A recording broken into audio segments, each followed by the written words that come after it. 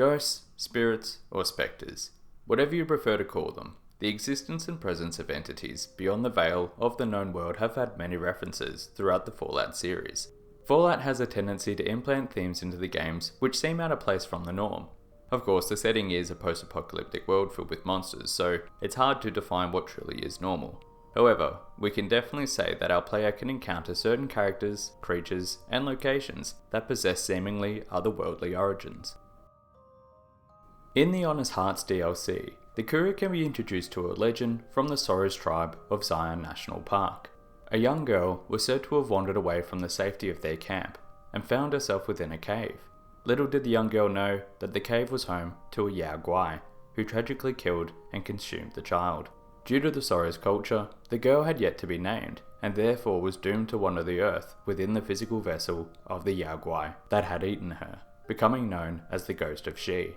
The courier is sent to kill the bear, claim its paw, and release the girl from her torment as part of their rite of passage.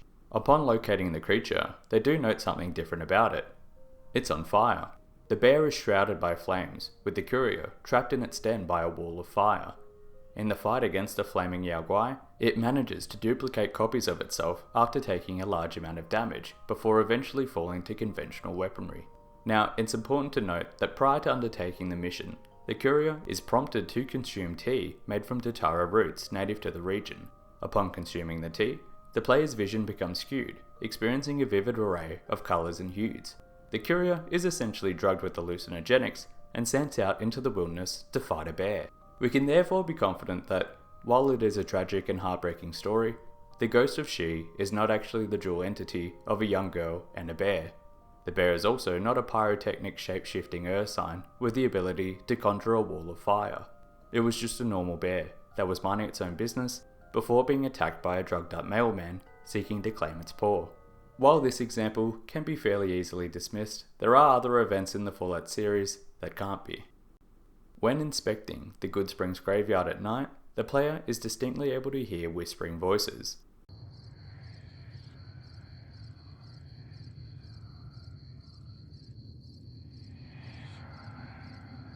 We're unable to discern exactly what the words being whispered to us are, but the origin is obviously human, or at least it once was. A skeptic could claim that it's just travelling sound. Vegas is within view of the location, and at least two settlements, Goodsprings and Quarry Junction, are nearby. However, the whispers are only noticeable within the cemetery, compared to any other high altitude location within the Mojave. Given the fact that the graveyard itself is the one where the courier emerged from the grave, perhaps the residents of it came to view us as one of their neighbours. And perhaps it's their voices calling to us from the other side, waiting for us to return to them. In Fallout 4, a location known as Listening Post Bravo is able to be explored. Listening Post Bravo is a pre-war radio bunker designed to monitor threats coming in over the radio by the United States military.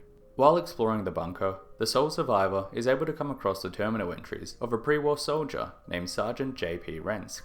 Rensk had been posted in Listening Post Bravo for a month on his own, required to remain in isolation and listen to the incoming transmissions that may indicate threats to America. He came across suspicious transmissions, though not in the way that he had anticipated. While monitoring frequencies, he came across a static broadcast, in which only a few words were able to be made out.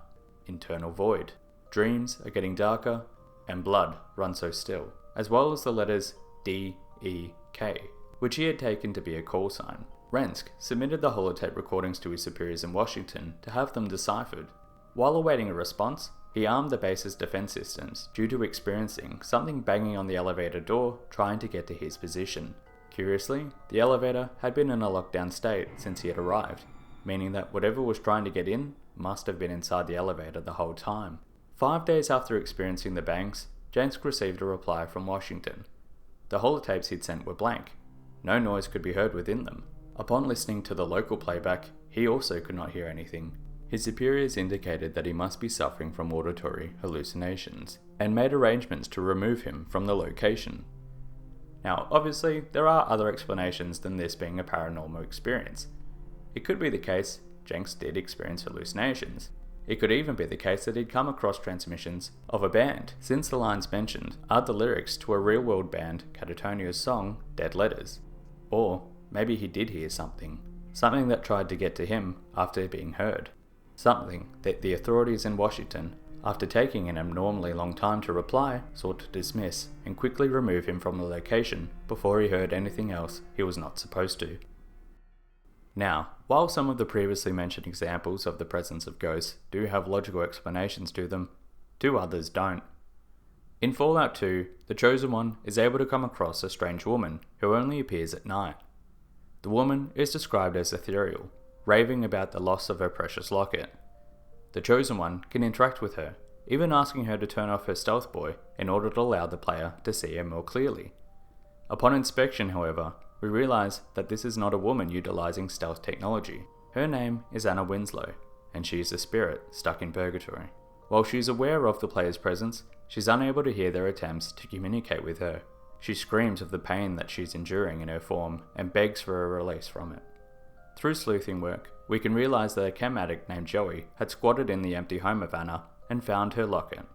Joey evidently had experienced Anna's presence as well, but stammeringly dismisses the event, claiming that he was simply having a bad trip and didn't believe that the entity he saw was real. Upon claiming the locket, the Chosen One can return it to Anna to release her from her suffering. She exclaims that she can now see her family and loved ones before disappearing into a bright light. Upon departing, the Chosen One can gather her bones and lay her to rest in a grave whose headstone reads her name. Fallout 2 is noted for its often wacky and kind of world-breaking events, so this whole interaction could be dismissed out of hand as something that needed to be retconned. Except, it's not the only legitimate paranormal experience the player character is able to have in the Fallout series. Within Fallout 4's Nuka World DLC, the sole survivor is able to encounter another undeniably ghostly presence. The Granchester Mystery Mansion was a pre-war haunted house tourist attraction that the character is able to explore. The former residents of Morticia and Hannibal Granchester, the pair had been cursed with a child named Lucy, who could only be described as evil. Believing her to be possessed by spirits, Morticia built elaborate yet eccentric sections of the house, such as staircases and doors that led nowhere, in an attempt to confuse the spirits that plagued her daughter. The house is a reference to the real-world tourist attraction, the Winchester Mystery House. This real-world house is said to have been haunted by the spirits of those killed by the firearms manufactured by the Winchester family. As such, that house had been designed with essentially the same oddities: doors that led nowhere, windows that opened to other rooms, and other eccentricities to bewilder their otherworldly guests. The couple were eventually found murdered within their own home, Morticia having been suffocated by Lucy's toy doll, and Hannibal with a pair of scissors embedded within his skull. Lucy had then been placed in a mental institution after being found guilty of her parents' murder. On her 18th birthday, however, she escaped and returned to the mansion. There, she chose to end her life by hanging herself within the attic. Yet it appears that her spirit managed to live on. While exploring the location, the sole survivor is able to see Lucy. She can be seen staring lifelessly at the character from a window prior to them even entering the building. She also appears out of reach of the character while they explore the mansion, running through the hallways and doors of the house. The sole survivor is not the only person to experience her presence. An ex-gunner named Zachariah is able to be located, alongside his robotic companions. After defeating Zachariah, the player is able to read his terminal entries that state his Assaultron must be malfunctioning, as he inexplicably is able to hear the laughter of a young girl, emanating through the house. The sole survivor can then traverse up to the very attic that young Lucy had hung herself in, where she can be found. Upon trying to reach the girl, she sprints through another door, which upon opening, is revealed to lead nowhere. It seems that the fake doors had not confused the spirits after all. And that brings us to the end of another video. I'm always interested in hearing any examples that I may have missed in these entries, so please let me know if you know of any.